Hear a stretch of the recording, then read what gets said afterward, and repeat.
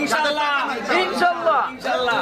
দুনিয়া থেকে আপনার কাছে একটা যারা ইমরান কতদিন আপনি এই সার্ভিসটা গরিব যারা হচ্ছে বুঝিতে কয় মাস দিবেন?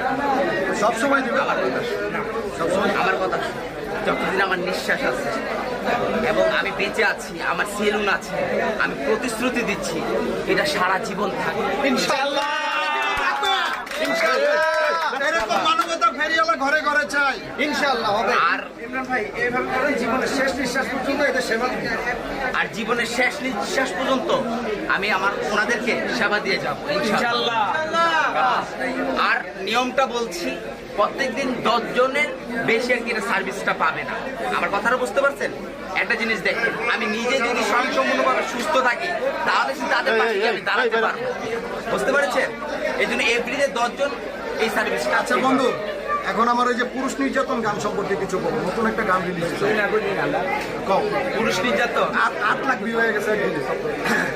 আর পুরুষ নির্যাতন গানটা আমি দেখেছি, কেমন? আর খুব সুন্দর হয়েছে। কারণ অনেক মেয়ে আছে একটু দরজাল টাইপের, তো এই মেয়েগুলোকে একটু বলছি দেখেন, আপনার প্রিয় মানুষটি যেমনই হোক না কেন, অন্য জায়গায় বা খুশি মুশি মারেন, এমন জায়গায় খুশি মারেন আমাকে পুরো লাইফ নষ্ট হয়ে যায়, তাই না?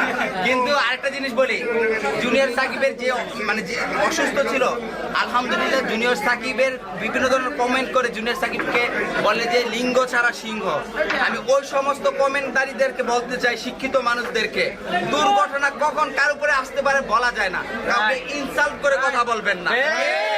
আল্লাহ না চাইলে কিন্তু সুস্থ হইতে পারতাম না, এটাই। ঠিক আছে? আল্লাহ না চাইলে সুস্থ হইতে পারলাম না। এবং অ্যালাউন্স দিমো তোর বন্ধু আমি বিয়ে করা, বিয়ে করুন, ঠিক আছে? সবাই নিয়ে করুন। 2025-এর মধ্যে আমি সাকিবকে সুন্দর একটা মেয়ে বিয়ে করাবো, যে কিরা হচ্ছে কি সমাজে বুঝে, গ্রামের মেয়ে, গ্রামের মেয়ে। কিন্তু আবার এই কথা কমো না ভিউ পাওয়ার লেগে যে পর্দাশীল ওইটা না, কারণ খোদা নসিবে যাকে রাখছে